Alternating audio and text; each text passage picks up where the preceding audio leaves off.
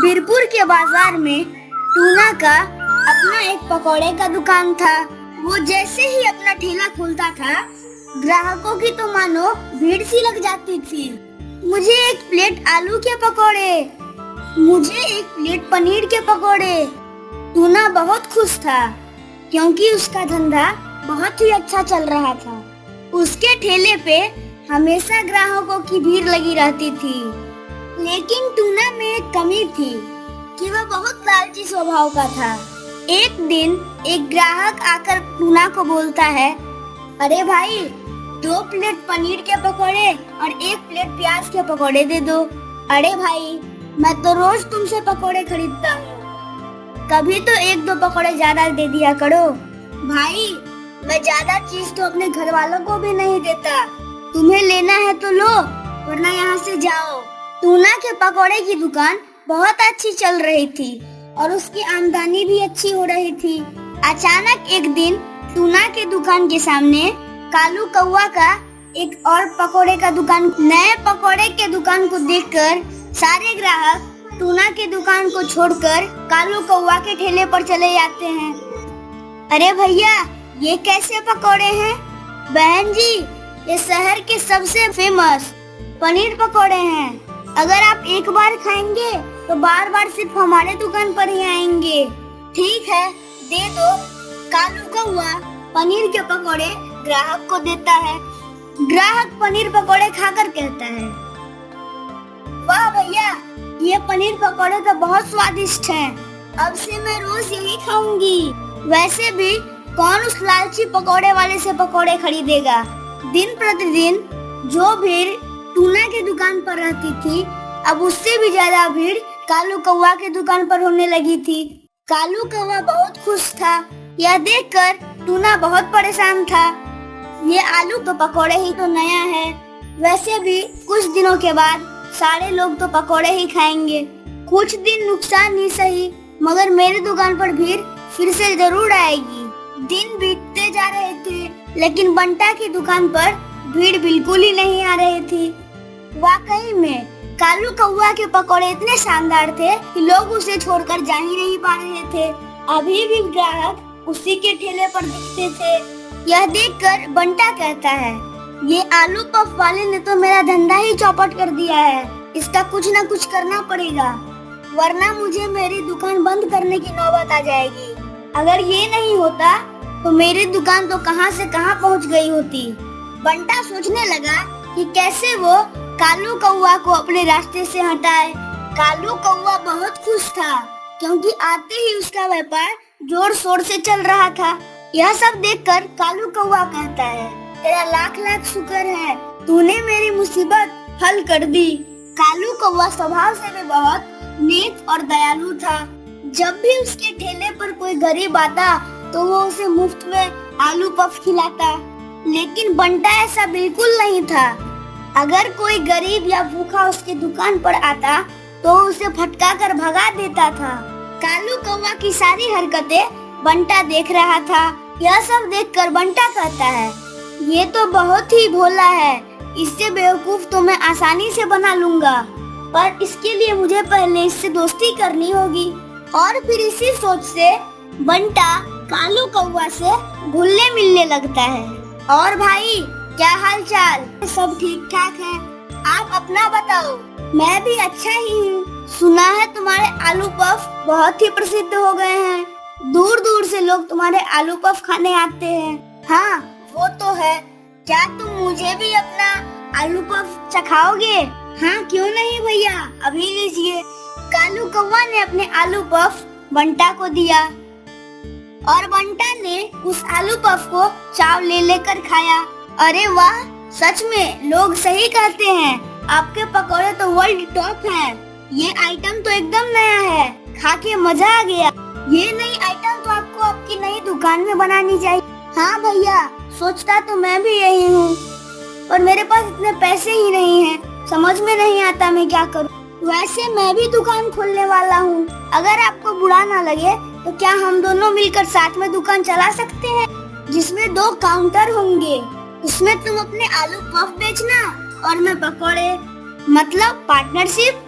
हाँ, तुम वही समझो। वाह, ये तो अच्छा होगा। बड़े दुकान में तो अच्छी बिक्री होगी। हम दोनों बहुत खुश रहेंगे। चलिए ठीक है, हम यही करते हैं।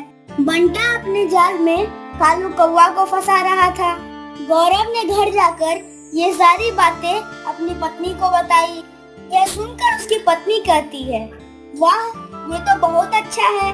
वो सब तो ठीक है, लेकिन मेरे पास 1.5 लाख तो हैं। समझ में नहीं आता बाकी के 1.5 लाख कहाँ से लाऊं। यह सुनकर कालू कौवा की पत्नी बोलती है, आप चिंता क्यों करते हैं? ये मेरे गहने कब काम आएंगे? आप जाइए, इन्हें गिरवी रखकर 1.5 लाख रुपए का व्यवस्था कर लीजिए।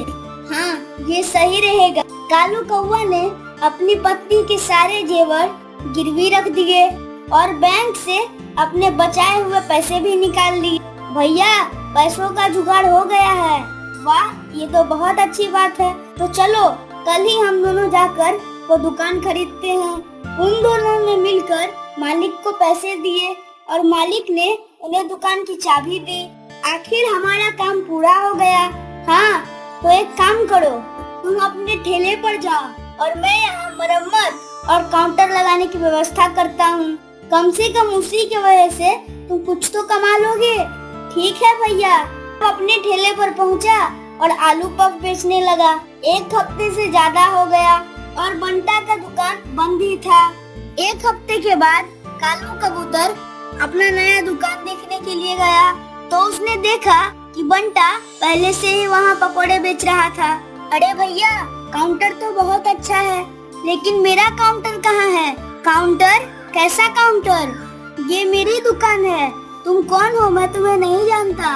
अरे भैया, ये तो सरासर धोखेबाजी है। इस दुकान के आधे पैसे मैंने दिए हैं। अच्छा, तुम्हारे पास कोई सबूत है? और अगर नहीं है तो जल्दी से मेरी दुकान से निकलो। कालू कौवा की समझ में नहीं आ रहा था कि वो क्या करे। यह बातें सुनकर कालू कौवा रोते रोते जंगल की तरफ चला गया। ये मैंने क्या किया? मैंने क्या सोचा था और ये क्या हो गया? इससे अच्छा तो मेरा ठेला ही था। कालू कौवा जैसे ही आगे बढ़ा, उसने देखा कि उसके सामने एक तांत्रिक बाबा खड़े हैं। वो कालू कौवा से पूछते हैं, क्या हुआ? तुम इतने परेशान क्यों लग रहे हो? कालू कौवा सारी बातें तांत्रिक बाबा को बताता है।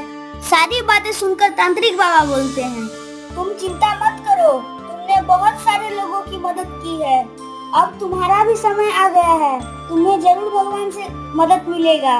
तुम्हारे सामने जो पेड़ दिख रहा है, उसमें तुम हाथ डालो। जैसे ही कालू कबूतर उसमें हाथ डालता है, उसकी मुट्ठी में सोने भर जाते हैं। यह देखकर वह बहुत खुश होता है। फिर से अपने गांव की तरफ निकल जाता है। और दूसरी तरफ गांव में टूना की बुराई की वजह से उसका धंधा बंद हो गया था। सबसे पहले कालू कौवा ने अपनी पत्नी के जेवर को छुड़ा लिए और बंटा को अपना दुकान बेचना पड़ा और इसी की वजह से वह वापस रोड पर आ गया। एक बार की बात है, एक जंगल में टूनी नाम की चिड़िया रहती थी। वह चिड़िया अभी अभी इस जंगल में रहने आई थी। उन्हें जंगल की पक्षियों के बारे में कुछ भी नहीं पता। दूसरी तरफ कालू कौवा और उसका दोस्त मीनू चिड़िया रहा करती थी। वे दोनों पक्षी बहुत ही बुरे थे और दूसरे का हमेशा बुरा ही चाहते थे। अरे सुनते हो कालू दोस्त, तुम तो खाने को कुछ भी ले आओ। तुम तो सारा दिन घर पे ही पड़े रहते हो और पक्षियों को देख कहां कहां से भोजन ढूंढ कर लाते हैं। नहीं तो कुछ काम धंधा ही देख लो बाहर जाकर। लेकिन तुमसे हद है, तुम तो सारा दिन घर पे ही रहते हो। अरे हाँ भाई हाँ, जाता हूँ। तुम तो बहुत जल्दी गुस्सा कर लेते हो, थोड़ा कम गुस्सा हुआ करो। मुझे एक बात बतानी है तुमको। हमारी पड़ोसन में एक चिड़ा आई है और मैं सोच रहा हूँ उनसे किसी हालत से दोस्ती बढ़ा लूं, फिर उनके अंडे खाने को मिल जाएंगे। हाँ, ये भी ठीक है। जाओ, कुछ लेके जाना उसके लिए। उसके बाद कालू कौवा भोजन की तलाश में रवाना हो जाता है। बहुत सारे भोजन इकट्ठा कर लेता है। दूसरी तरफ टूनी चिड़िया बहुत कुछ सोच रही थी। मुझे इस जंगल के बारे में कुछ भी नहीं पता। और हाँ, मुझे तो ये भी नहीं पता इस जंगल के पक्षी सब कैसे हैं। मुझे सब पता करना होगा।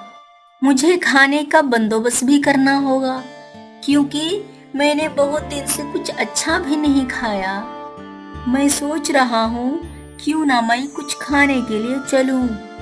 दूसरी तरफ कालू कौवा भोजन लेकर खड़े होते हैं और वे अपने ही आप से बातें करने लगते हैं। अरे, ये तो मैंने बहुत सारे फल इकट्ठा कर लिए हैं। इतने फल तो हमसे खाए भी नहीं जाएंगे। क्यों ना मैं इस फल को लेकर उस नई चिड़िया के पास चलूं। इस बहाने से मैं उस चिड़िया से दोस्ती भी कर लूंगी और फिर उस चिड़िया का सब कुछ पता चल जाएगा। बाद में फिर उनके अंडे खाने का अच्छा मौका मिलेगा। उसके बाद कालू कौवा टूनी के पास आ जाता है।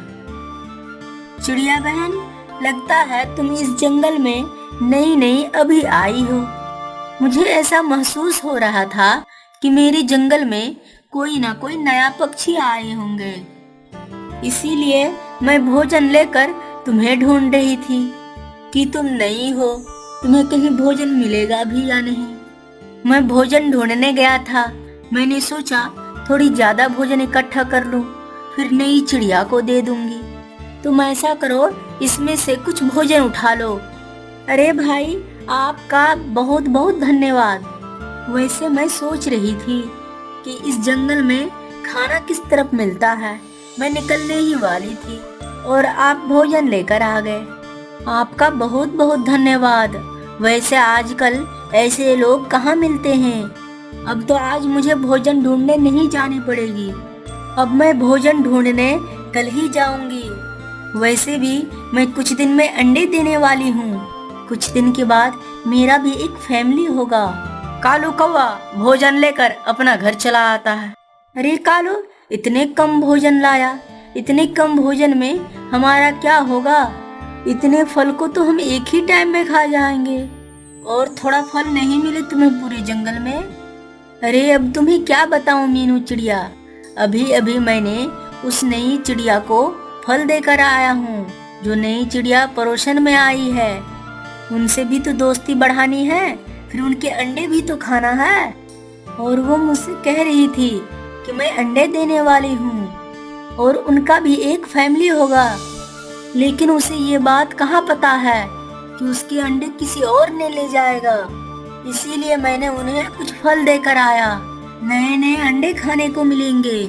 वैसे भी मैंने बहुत दिन से अंडे नहीं खाए।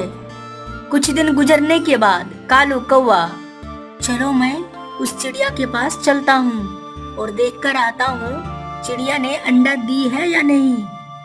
अगर वो अंडा दिया हो तो अभी के अभी मैं उनका अंडा उठाकर अपने घर ले आऊंगा और आराम से बैठकर उस अंडे को मजे ले लेकर खाऊंगा। यह कहकर कालू कौवा नई चिड़िया के पास पहुंच जाते हैं। कैसे हो चिड़ी, तुमने तो बहुत स्वादिष्ट अंडा दिया है। अरे अरे कालू भाई, तुम ये कैसे बात कर रहे हो। स्वादिष्ट अंडे दिया है? अरे नहीं नहीं, मेरा कहने का वो मतलब नहीं था। मेरा कहने का मतलब है कि तुमने तो बहुत सुंदर अंडा दिया है। इनमें से कुछ दिन बाद सुंदर सुंदर बच्चे निकलेंगे। फिर मैं उन बच्चों के साथ खूब मजे करूंगा और खेलूंगा और मैं तुम्हारे बच्चे को पूरी जंगल में सैर कराऊंगा। लेकिन टूनी चिड़िया, आज मैं खाने के लिए कुछ भी नहीं लाया। तुम एक काम करो, तुम आज खाने के लिए कुछ लेकर आओ और थोड़ा खाना मेरे लिए भी लेकर आ जाना। पहाड़ी के दूसरी तरफ बहुत सारे फल मिल जाएंगे तुम्हें। तुम जाओ, मैं तुम्हारे अंडे की देखभाल कर रहा हूँ। उसके बाद चिड़िया कालू कौवा पर भरोसा करके खाना लाने चली जाती है। लेकिन उस बेचारी को क्या पता था, यह कालू कौवा बहुत ही दुष्ट है।